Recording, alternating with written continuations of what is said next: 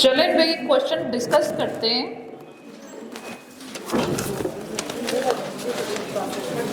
इसमें एक एंट्री मैं डिटेल में करवाऊंगी व्हाइट बोर्ड पे, बाकी आपका क्वेश्चन पेपर ये जो टेस्ट है ये डिस्कस होगा, ठीक है। अब उसमें अदर इन्फॉर्मेशन, जिस तरह मैंने क्लास में आपको प्रैक्टिस करवाई थी कि बेटे रेक्टिफिकेशन ऑफ एरर पढ़ने से पहले अदर इन्फॉर्मेशन पे फोकस कर लीजिएगा। और उसमें मैक्सिमम क्या बताता है, डेप्रिसिएशन का मेथड बताएगा, पॉलिसी बताएगा, पीरियोडिक या परपेचुअल सिस्टम इन्वेंट्री का ये बताएगा, फिर वो ये बताएगा कि डेटर और क्रेडिटर के हम कंट्रोल अकाउंट मेंटेन कर रहे हैं या फिर नहीं कर रहे। चलें भाई, अब वो इन्फॉर्मेशन में कहते हैं कि पीरियोडिक इन्वेंट्री मेथड है to record the inventory and office machines को आपने डेप्रिशिएट करना है by 10% from the month of addition to the month prior to the disposal. Method है भाई आपका रिड्यूसिंग बैलेंस मेथड, और पॉलिसी क्या है, मंथली बेसिस पे हम डेप्रिसिएशन चार्ज करेंगे और जिस मंथ में एसेट को डिस्पोज ऑफ किया है उस मंथ का डेप्रिसिएशन एक्सपेंस चार्ज नहीं होगा। कंट्रोल अकाउंट्स हम भाई मेंटेन नहीं कर रहे, सिर्फ किसके, डेटर्स एंड क्रेडिटर्स के कंट्रोल अकाउंट मेंटेन नहीं कर रहे, बाकी तो अंडरस्टूड बात है। मैंने आपको बताया था कि जितने भी अकाउंट्स होते हैं वो सब के सब कंट्रोल अकाउंट्स होते हैं। Trial balance of the CB brothers, dealer of the equipment and machine, भाई ये इक्विपमेंट और मशीन में डील करते हैं, did not agree as at 31 December 2018 and the difference was carried to the suspense account. Financial statements prepared from the trial balance showed a gross profit of 8,54,000. Errors क्या identify हुए बेटे, कहते हैं sales invoice, sales invoice से मुझे क्या information मिलती है, क्रेडिट सेल्स की 24,000 की क्रेडिट सेल्स थी और क्रेडिट सेल की एंट्री क्या बनती है, रिसीवेबल डेबिट और सेल्स क्रेडिट। मिस्टेक क्या हुई, डेटर्स के अकाउंट में मिस्टेक हुई, डेटर्स को 24,000 से डेबिट करने की बजाय 42,000 से डेबिट कर दिया। जब ज़्यादा डेबिट हो जाए तो उसे रेक्टिफाई कैसे करते हैं, आपने डेटर्स अकाउंट को क्रेडिट कर देना है, एक अकाउंट की मिस्टेक है इसलिए सस्पेंस अकाउंट को डेबिट कर देना। फिर उसके बाद कहते हैं आपने परचेज की है 23,000 was entered in the purchase day book as 32,000। Purchase day book में जब आप डाटा एंटर कर रहे थे उसी टाइम में मिस्टेक हो गई, और परचेज डे बुक में हमें इंफॉर्मेशन मिलती है क्रेडिट परचेजेस की, और क्रेडिट परचेजेस को हम कैसे रिकॉर्ड करते हैं, परचेज अकाउंट को डेबिट करते हैं और पेएबल को क्रेडिट करते हैं। हमें ये अब एंट्री पास करनी चाहिए थी 23,000 से, लेकिन आपने 32,000 ज़्यादा रिकॉर्ड कर दिए। कितने से ज़्यादा रिकॉर्ड किया, 9,000, लेकिन परचेजेस को 9,000 से ज़्यादा डेबिट किया है और जो क्रेडिटर्स अकाउंट है उसको जस्ट 3,200 से क्रेडिट किया है। परचेजेस ज़्यादा डेबिट हो गई 9,000 से, रेक्टिफाई कीजिए, परचेजेस को क्रेडिट कर दोगे और आपके पेएबल को क्रेडिट होना चाहिए था 23,000 से, वो कम क्रेडिट हुआ है, उसको मजीद क्रेडिट कर दो। अब इस रेक्टिफाइंग एंट्री में दोनों क्रेडिट हो रहे हैं, डेबिट किसको करें, सस्पेंस अकाउंट। यहाँ तक करेक्ट है सबका, आगे बढ़ते हैं भाई।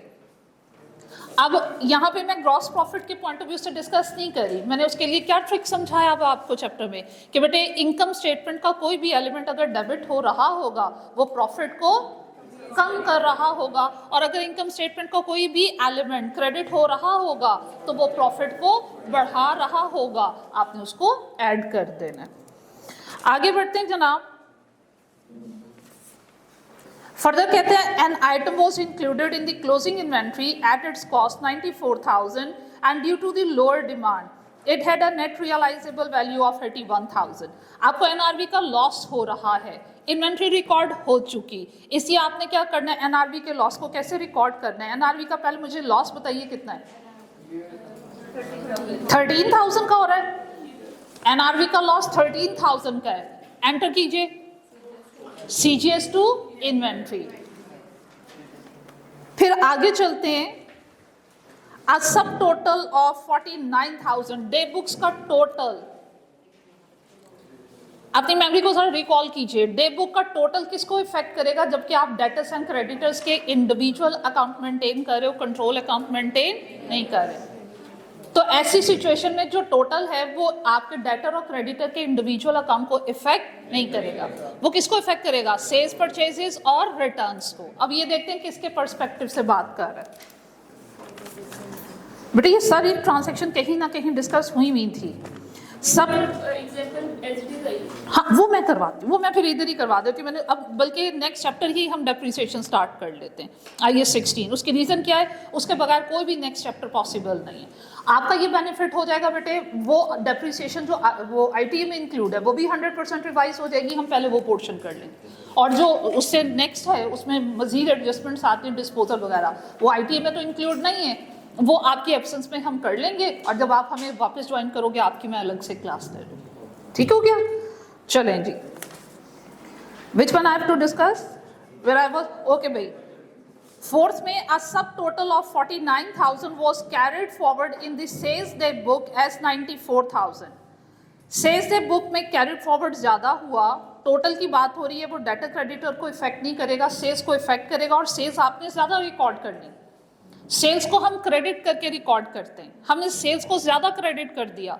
अब क्या करेंगे? सेल्स को डेबिट करेंगे और सस्पेंस अकाउंट को क्रेडिट करेंगे। अच्छा मुझे एक बात बताओ, सपोज अगर वो कहता कि हम डेटर्स एंड क्रेडिटर्स का कंट्रोल अकाउंट भी मेंटेन करें, फिर वो दोनों अकाउंट को इफेक्ट करता, फिर सस्पेंस अकाउंट इन्वॉल्व नहीं होता। फिर आपने क्या करना था? सेल्स ज्यादा रिकॉर्ड होने का मतलब है आपने कहना था कि डेटर का कंट्रोल अकाउंट भी ज्यादा रिकॉर्ड हो गया, तो आपने क्या करना था? कंप्लीट रिवर्स एंट्री पास कर देनी थी। आपने सेल्स को डेबिट करना था और रिसीवेबल को क्रेडिट। यहाँ रिसीवेबल को क्रेडिट क्यों नहीं कर रहे? क्योंकि डेटर एंड क्रेडिटर्स के कंट्रोल अकाउंट मेंटेन नहीं हो रहे। अच्छा फिर है बेटे उसके बाद ये ट्रांजैक्शन भी कहीं हमने बुक में प्रैक्टिस की थी, 5 नंबर, ठीक है? Returns inward, return outward. Trial balance में तो सही है, लेकिन जब फाइनेंशियल स्टेटमेंट बना रहे थे तो अमाउंट आगे पीछे लिख दी, इसकी कोई रेक्टिफाइंग एंट्री नहीं होगी। जस्ट आपके फाइनल अकाउंट में इनकी डायरेक्ट जाके करेक्शन होगी, इसकी रेक्टिफाइंग एंट्री पास नहीं होगी। फाइनेंशियल स्टेटमेंट में इनकम स्टेटमेंट बैलेंस शीट बनाते वक्त आपने ट्रायल बैलेंस से गलत अमाउंट पिक कर ली तो उसकी रेक्टिफाइंग एंट्री पास नहीं करते, सिर्फ फाइनल अकाउंट में उसकी बेटे करेक्शन करते हैं। आगे है डिस्काउंट रिसीव किया 4100, और डिस्काउंट रिसीव को क्या होना चाहिए था? क्रेडिट। और आपने क्या किया? डिस्काउंट अलाउड को डेबिट कर दिया। क्या ये डिस्काउंट अलाउड की एंट्री थी? नो। डिस्काउंट अलाउड को हमने यूं ही डेबिट कर दिया। उसका इफेक्ट कैंसिल करने के लिए डिस्काउंट अलाउड को क्रेडिट करोगे, और डिस्काउंट रिसीव को क्रेडिट होना चाहिए था, नहीं किया, डिस्काउंट रिसीव को भी क्रेडिट करोगे। डेबिट किसको करेंगे? Suspense account. बेटे जब आप स्टूडेंट्स को टेस्ट डिस्ट्रीब्यूट कर देते हो ना, उसका सोल्यूशन ग्रुप में शेयर कर दिया करें, ठीक है? बट जब स्टूडेंट को टेस्ट डिस्ट्रीब्यूट हो जाए। उसके बाद आगे चलते हैं। SB started using an inventory item as office machine। देखो ये मशीन्स और इक्विपमेंट की ट्रेड करते हैं। मशीन्स और इक्विपमेंट हमारे लिए नॉन करंट एसेट, इन भाई साहब के लिए इन्वेंट्री। और अगर आपको याद हो, हमने ये बात आपने IT में पढ़ी भी होगी कि सम टाइम इन्वेंट्री को हम बिजनेस यूज के लिए रख लेते हैं। वैसे तो ये इक्विपमेंट और मशीन्स क्यों खरीद रहे हैं बेटे? बेचने के लिए, उनके लिए इन्वेंट्री है। लेकिन अगर इन्वेंट्री ऑफिस यूज के लिए रख ली जाए वो क्या बन जाता है? Non current asset. तो फिर इसकी एंट्री क्या होनी चाहिए थी? नॉन करंट एसेट डेबिट और इन्वेंट्री क्रेडिट होनी चाहिए थी। यस, अगर परपेचुअल सिस्टम होता तो। अब किसको क्रेडिट करोगे? परचेजेस। अच्छा अब है क्या? आपने SB started using an inventory item as office machine with effect from 1st October 2018। अब मुझे एक बात बताओ, हमारा ईयर कब एंड हो रहा है? अकाउंट कब क्लोज हो रहे हैं? 31 दिसंबर, ऐसे ही है। और ये 1 अक्टूबर से आपका नॉन करंट एसेट बन चुका। डेप्रिसिएशन की पॉलिसी पर मंथ है। अगर ये आपका नॉन करंट एसेट बन चुका है तो ये डेप्रिशिएट भी होना चाहिए। अगर डेप्रिशिएट करोगे तो क्या करोगे? अक्टूबर, नवंबर, दिसंबर 3 मंथ्स का डेप्रिसिएशन एक्सपेंस कैलकुलेट करोगे। एक उसे नॉन करंट एसेट भी बनाओगे। और नॉन करंट एसेट कैसे बनाओगे? नॉन करंट एसेट डेबिट और परचेज इज क्रेडिट। और दूसरा डेप्रिसिएशन की एंट्री क्या पास करोगे?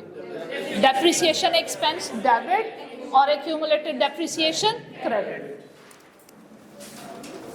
अच्छा भी, लेकिन उसकी दो वैल्यूज बताई हुई है, कॉस्ट प्राइस भी बताई हुई है, सेल प्राइस भी बताई हुई है। किस एंट्री? हमेशा कॉस्ट प्राइस से, क्योंकि इन्वेंट्री कॉस्ट प्राइस पे रिकॉर्डेड होती है।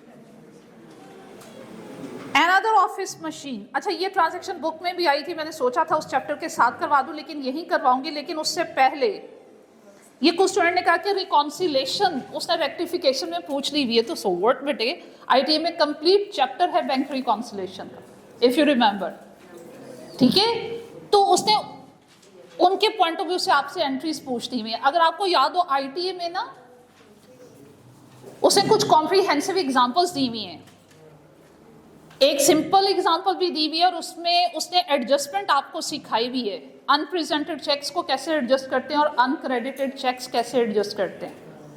तो उसके लिए जरा अपनी मेमोरी रिकॉल कीजिएगा। अनप्रेजेंटेड चेक किन्हें बोलते हैं? जो पेमेंट्स के लिए आपने इशू किए फ्रॉम ऑफिस, और जब आपने इशू किए अपने कैश बुक में पेमेंट्स को रिकॉर्ड कर लिया, लेकिन ये चेक अभी तक प्रोसेसिंग के लिए, पेमेंट के लिए बैंक के पास नहीं गए। अभी ऐसे चेक्स होंगे जिनकी पेमेंट कैश बुक में रिकॉर्ड हो चुकी होगी और बैंक स्टेटमेंट में रिकॉर्ड नहीं हुई होगी। हम रेक्टिफिकेशन प्रोसेस में क्या करते हैं, इन्हें पेमेंट साइड पे रिकॉर्ड करके देखते हैं कि जब ये रिकॉर्ड हो जाएंगे तो क्या दोनों के बैलेंसेस मैच होंगे या नहीं। ऐसा पढ़ के आया। अनप्रेजेंटेड चेक उन्हीं को कहते हैं जिनके बारे में हमें श्योर होता है कि जब ये बैंक में पेमेंट के लिए प्रेजेंट होंगे तो इनके केस में पेमेंट हो जाएगी। लेकिन अगर आपको ये कंफर्म हो जाए बिकॉज ऑफ एनी रीजन, जब ये चेक बैंक में प्रेजेंट होने के लिए जाएगा, बैंक सॉरी बोल देगा, इसके केस में पेमेंट पॉसिबल नहीं है, तो ऐसे चेक्स अनप्रेजेंटेड चेक कहलाने के हकदार नहीं है। फिर आप क्या करते हो, इन चेक के इफेक्ट को कैंसल करते हो। कहां से करोगे? जहां ये ऑलरेडी रिकॉर्ड हो चुके हैं। ये कहां रिकॉर्ड हो चुके थे? कैश बुक में। आप अनप्रेजेंटेड चेक का इफेक्ट कैश बुक से भी कैंसिल करोगे और अनप्रेजेंटेड चेक की लिस्ट में से भी निकाल दोगे। डबल इफेक्ट लेते ना हर चीज का। ये अनप्रेजेंटेड चेक की लिस्ट में इंक्लूड थे, वहां से भी निकाल दो, और कैश बुक में इनका इफेक्ट कैंसिल करो। कैसे करोगे? ये ऑलरेडी पेमेंट साइड पे रिकॉर्ड थे, पेमेंट को कैंसिल करने के लिए रिसीट साइड पे लिखते हैं और रिसीट को कैंसिल करने के लिए पेमेंट साइड पे। क्या ये बातें हुई थी बेटे? सेम वही चीज 100% क्या कॉपी पेस्ट है।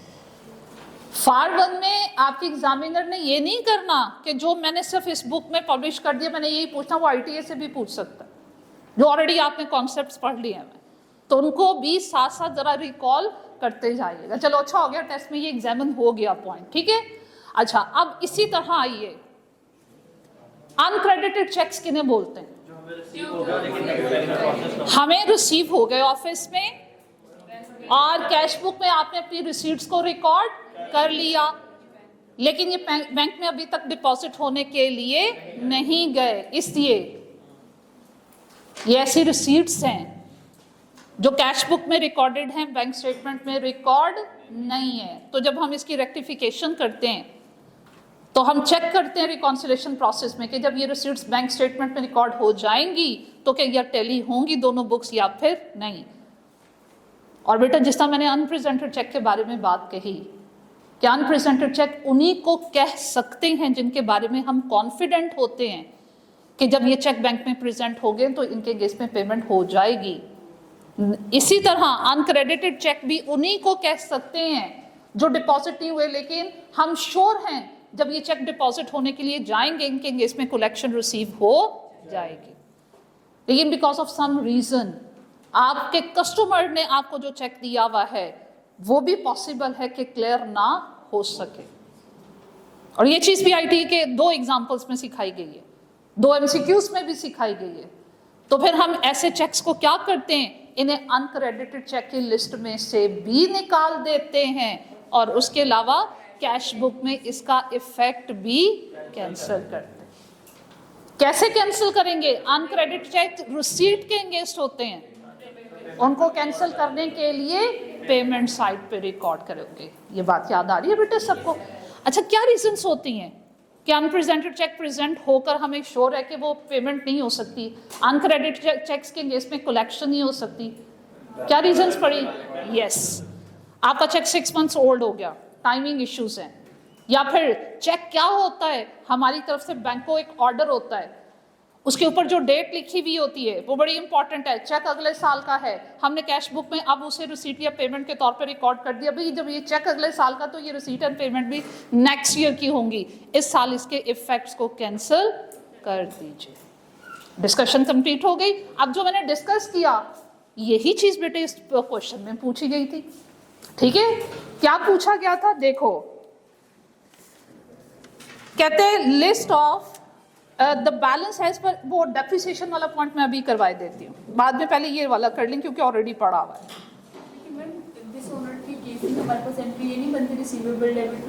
तो हम यही करेंगे ना बेटे, ये करेंगे ना, तो क्रेडिट आइटम हो रही है ये तो, क्या ये तो प्रॉफिट को बढ़ा रही है। तो वो तो डेफिनेटली, और किसको, बैंक रिसीवेबल, ये प्रॉफिट को इफेक्ट ही नहीं करी। Receivable and bank both are current assets, ठीक है? हाँ, अगर डिस्काउंट इन्वॉल्व होगा, अर्ली रिकवरी हो रही है या अर्ली पेमेंट हो रही है, डिस्काउंट इन्वॉल्व है, वो सिर्फ उतना सा पोर्शन आपका प्रॉफिट को इफेक्ट करेगा। चलें भाई सुनिएगा, the balance as per the bank statement as on 31st December 2018 was reconciled with the cash book. During review, following matters were noted in the bank reconciliation statement. List of the unpresented check में include हैं 2 check. एक check ऐसा है जो आपने creditor को payment के लिए इशू किया ऑन 30th April 2018 और and today is 31st December, 6 months old हो गया। जैसे ही 6 months ओल्ड हुआ, टाइम पीरियड हो गया। अब आप इन पेमेंट को कैंसिल कीजिए। जब क्रेडिटर को पेमेंट की होगी, एट दैट टाइम आपने एंट्री क्या पास की होगी, पेएबल, डेबिट और बैंक क्रेडिट, तो अब आपने इसके इफेक्ट कैंसिल कर दें, एंट्री को रिवर्स कर देना है। तो आपकी रेक्टिफाइंग एंट्री क्या बननी थी, बैंक डेबिट और पेएबल क्रेडिट। क्या इसने आपके ग्रॉस प्रॉफिट को इफेक्ट करना था? अकाउंट्स पेएबल और bank, accounts payable liability, debit होके लायबिलिटी क्या हो रही है, लायबिलिटी कम हो रही है, और उसके साथ आइए, सॉरी, आप इसकी रेक्टिफाइंग एंट्री में पेमेंट को कैंसिल कर रहे हो, और पेमेंट को कैंसिल करने के लिए बैंक को डेबिट और पेएबल को क्रेडिट। बैंक आपका एसेट है अगर, तो डेबिट होके बढ़ रहा है, और अगर ओवरड्राफ्ट है तो डेबिट होके ओवरड्राफ्ट को कम कर रहा है। पेएबल आपके क्या हो रहे हैं, क्रेडिट, लायबिलिटी क्रेडिट होकर बढ़ रही है। इसका कोई भी इफेक्ट आपने उस पे प्रॉफिट पे नहीं देना। आगे बढ़िए। आज चेक डेटेड 30th December 2018, भाई ये तो 6 months ओल्ड ही है, तो बेचारे की एज ही 31st December तक 1 day है, इसको क्या रोला हुआ। Amounting to ₹16,000 which was handed over to the creditor on 6 January 2019। अगले साल आप चेक दे रहे हो क्रेडिटर को, पेमेंट नेक्स्ट ईयर की है, रिकॉर्ड आप दिस ईयर कर गए। दिस ईयर रिकॉर्ड किया है तो अनप्रेजेंटेड चेक की लिस्ट में आया है, अगर रिकॉर्ड ना किया होता तो अनप्रेजेंटेड चेक में इंक्लूड नहीं होता। तो भाई ये तो इस साल की पेमेंट ही नहीं है, तो कैंसिल कर दो पेमेंट को। पेमेंट को कैसे कैंसिल करते हैं, बैंक को डेबिट और पेएबल क्रेडिट। हाँ जी, अब देखो इजीली एप्लीकेशन हो रही है। सिर्फ थोड़ा सा कॉन्फिडेंस चाहिए हो तो थोड़ा सोचा करें। आप लोग हथियार डाल देते हो कि भाई नहीं ये कैसे आ गया इसमें। List of deposit in transit, deposit in transit किन्हें कहते हैं, अनक्रेडिटेड चेक्स। हाँ जी, और वो कब का चेक था भाई, 15 जनवरी 2019, रिसीट थी नेक्स्ट ईयर की, रिकॉन्सिलेशन कर रहे हो 2018 की। तो आप देखो ये अनक्रेडिटेड चेक के तौर पे आपने इसको डिक्लेयर किया हुआ है, इसका मतलब ये है कि आपने कैश बुक में इसको एज अ रिसीट रिकॉर्ड कर लिया हुआ है, जबकि ये तो रिसीट कौन से ईयर की है, नेक्स्ट ईयर। तो इस दफा की रिसीट में से निकालो, इसके इफेक्ट कैंसिल करो। जब आपने रिसीव किया होगा आपने एंट्री क्या की होगी, बैंक डेबिट और कस्टमर क्रेडिट, तो अब रिवर्सल डाल दो, रिसीवेबल डेबिट और बैंक अकाउंट क्रेडिट। अब आसानी हो रही है। चलो लास्ट में क्या है, बैंक चार्जेस। बैंक चार्जेस के बारे में रिकॉन्सिलेशन में हमेशा क्या पढ़ के आए हो? ये एक ऐसी ट्रांजैक्शन होगी जो बैंक स्टेटमेंट में रिकॉर्ड हो चुकी होगी लेकिन कैश बुक में रिकॉर्ड नहीं हुई होगी। क्यों? क्योंकि बैंक चार्जेस खुद ब खुद हमारे अकाउंट में से डिडक्ट करता है और बाद में हमें एडवाइस भिजवाता है, बाद में हमें नोटिफिकेशन आता है। ठीक है, तो बैंक चार्जेस कैश बुक में हमने कैसे रिकॉर्ड करना सीखे। बैंक चार्जेस एक्सपेंस है, डेबिट कीजिए और बैंक को क्रेडिट कीजिए। क्या ये इनकम स्टेटमेंट को इफेक्ट कर रहे हैं? यस, बैंक चार्जेस आपके डेबिट होकर प्रॉफिटेबिलिटी को क्या करेंगे? कम कर देंगे। इजी था। अच्छा, अब आइए जरा वो जो ट्रांजैक्शन मैंने बुक में भी एक के साथ लिखा था वो हम आपको आज ही समझा देते हैं। ठीक है, वो पढ़ते हैं गौर से। वो पढ़ने से पहले थोड़ा सा टाइम आपका बेटा अटेंशन और चाहिए। नॉन करंट एसेट की डिस्पोजल मैंने एक दिन क्लास में बड़ी डिटेल में डिस्कस करी थी, याद आ रहा है? अच्छा मेरा बेटा, पहले तो मुझे ये बताओ, डिस्पोजल की एंट्री से पहले हम हमेशा profit loss on disposal find out किया करते हैं। कैसे फाइंड आउट करते हैं? शाबाश। जिस टाइम में एसेट आपका सेल हो रहा है, जिस डेट में, उस टाइम पीरियड में आप सेल प्राइस का कंपैरिजन बुक वैल्यू के साथ कर लीजिए। बुक वैल्यू ज्यादा है, सेल प्राइस कम है तो लॉस है, अदरवाइज प्रॉफिट है। फिर मैंने इसके अलावा ये सिखाया था कि डिस्पोजल की एंट्री कैसे पास करते हैं। ये याद आ रहा है? प्रॉफिट होगा तो क्रेडिट करोगे, लॉस होगा तो डेबिट करोगे। डिस्पोजल का मतलब है एसेट आपके पास से जा रहा है। जब खरीदा था, आया था, डेबिट किया था विद कॉस्ट प्राइस, अब जा रहा है, क्रेडिट करोगे विद कॉस्ट प्राइस। एसेट जब भी रिकॉर्ड करते हैं, मैंने गोइंग कंसर्न प्रिंसिपल आपको रिकॉल करवाया था, बातें याद आ रही? तो उसमें क्या सीखा? गोइंग कंसर्न की एप्लीकेशन कैसे होती है, एसेट्स को हम कॉस्ट प्राइस पे रिकॉर्ड करते हैं। एसेट कोई भी है, करंट या नॉन करंट एसेट, जब आपके पास आ रहा होगा कॉस्ट प्राइस से डेबिट और जब जा रहा होगा कॉस्ट प्राइस से क्रेडिट। ओके भाई, अब डिस्पोजल में नॉन करंट एसेट जा रहा है, नॉन करंट एसेट को आपने क्या करना है? क्रेडिट। एक आखिरी पॉइंट और बताया था, यस, जब एसेट ही बेटे आपके पास जा रहा है, आपके बुक्स में उसकी जितनी वैल्यूज स्टैंड कर रही हैं उनको कैंसिल कर दो। नॉन करंट एसेट को आपने क्रेडिट किया कॉस्ट प्राइस के साथ, ये कैंसिल हो गया। डेप्रिसिएशन का एक्सपेंस तो हर साल बेचारा क्लोजिंग एंट्री के थ्रू वफात पा जाता है इनकम स्टेटमेंट में। स्टैंड क्या कर रहा है? Accumulated depreciation. एक्यूमुलेटेड डेप्रिसिएशन का नॉर्मल बिहेवियर क्या होता है? क्रेडिट होता है ना। अब उसको कैंसिल करने के लिए क्या करोगे? डेबिट। तो क्या सीखे? एक्यूमुलेटेड डेप्रिसिएशन डेबिट, लॉस हुआ डेबिट, नॉन करंट एसेट जा रहा है कॉस्ट प्राइस से क्रेडिट, बेच रहे हो पैसे आ रहे हैं पैसे डेबिट। ये सब चीजें याद है? ओके भाई, अब इसमें छोटा सा पॉइंट क्या था, एक एरर है वो हमें बता रहा है, वो मैं आपको रेक्टिफाई करना यहाँ सिखाऊंगी। और वो क्या है भाई, ये आपको अभी मैं सॉल्व करके दूंगी और बुक्स हैं आपके पास। फिर वो जो बुक में एक ट्रांजैक्शन है वो आप मुझे सॉल्व करके अभी दिखाओगे। पहले ये टेस्ट वाली देखिए। Another office machine, Gaur फरमाइएगा। Another office machine with a carrying value of 1,27,200 as on 1st January 2018। देखिए बेटा, कॉस्ट उस एसेट की हमें बताई जा रही है 2,70,000। कैरिंग अमाउंट किसको बोलते हैं? बुक वैल्यू को बोलते हैं ना। अब बेटे उसने बुक वैल्यू हमें कितनी बताई? 1,27,200। तो इसका मतलब है कि क्यूमुलेटेड डेप्रिसिएशन कितनी हुई? दोनों का difference. Yes, you are right.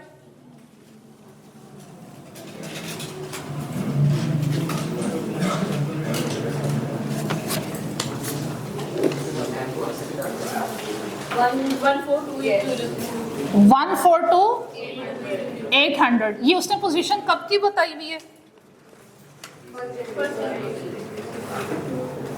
1st January 2018। और हमने एसेट को डिस्पोज ऑफ कब कर दिया भाई? हमने इसको 1 सितंबर 2018 को डिस्पोज ऑफ किया फॉर 80,000। अच्छा भाई, और अब मुझे बताओ, सबसे पहले इस इंफॉर्मेशन की बेस पे हम क्या फाइंड आउट करते हैं? इसका प्रॉफिट लॉस। आप मुझे बताओ प्रॉफिट लॉस को फाइंड आउट करने के लिए 1 सितंबर को कितने में बिका है कि इंफॉर्मेशन चाहिए थी और बुक वैल्यू चाहिए थी। क्या ये बुक वैल्यू 1 सितंबर की है? नो। ये कब की है? 1 जनवरी। तो हम क्या करेंगे, 1 जनवरी से लेकर 1 सितंबर तक जो डेप्रिसिएशन चार्ज नहीं हो सकी वो भी चार्ज करके माइनस करेंगे। तो क्या मेरे पास 1 सितंबर 2018 की बुक वैल्यू आएगी?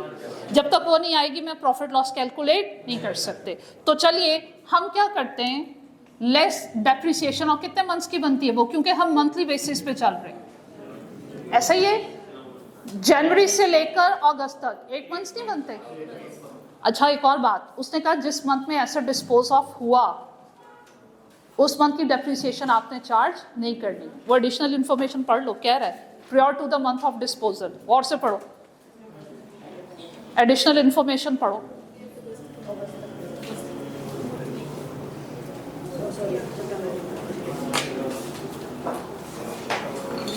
Additional information prior to the month of disposal।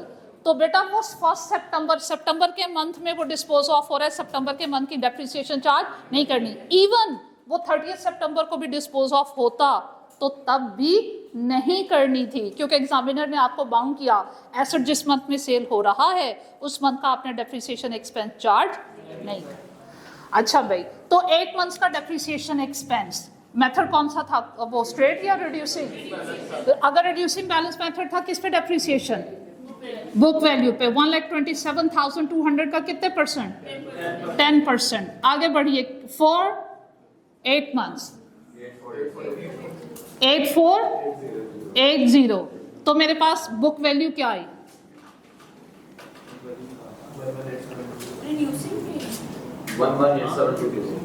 118720। क्या हुआ? उसने कहा हुआ 10% रिड्यूसिंग बैलेंस मेथड, चेक करो।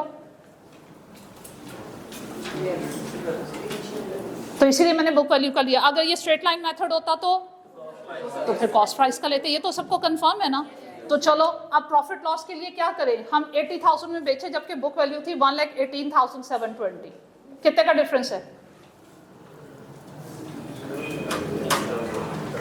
Is it 38,720? 38,720 क्या है? लॉस है। अच्छा भाई, अब देखो एंट्री पास करो मेरे साथ, डिस्पोजल की एंट्री बनाओ।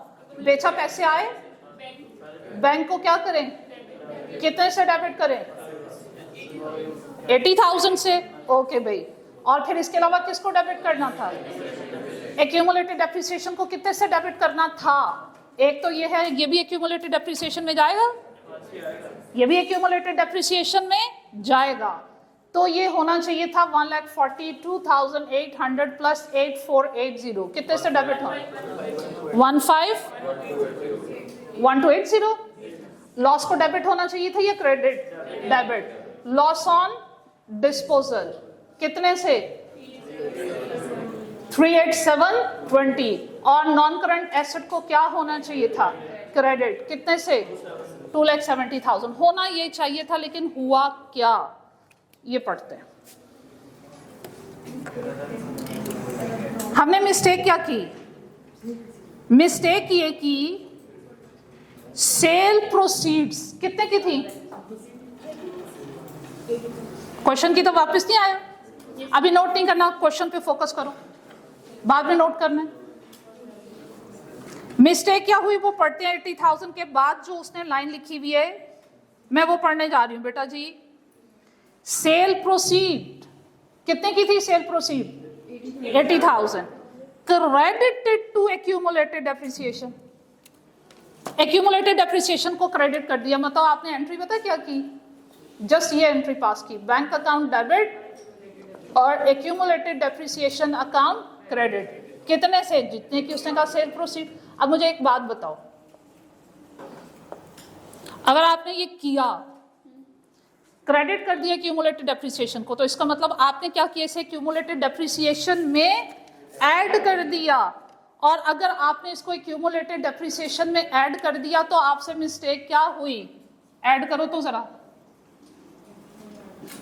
इसमें तो कोई एडजस्टमेंट नहीं है। तो 2,70,000 ये कितना हुआ?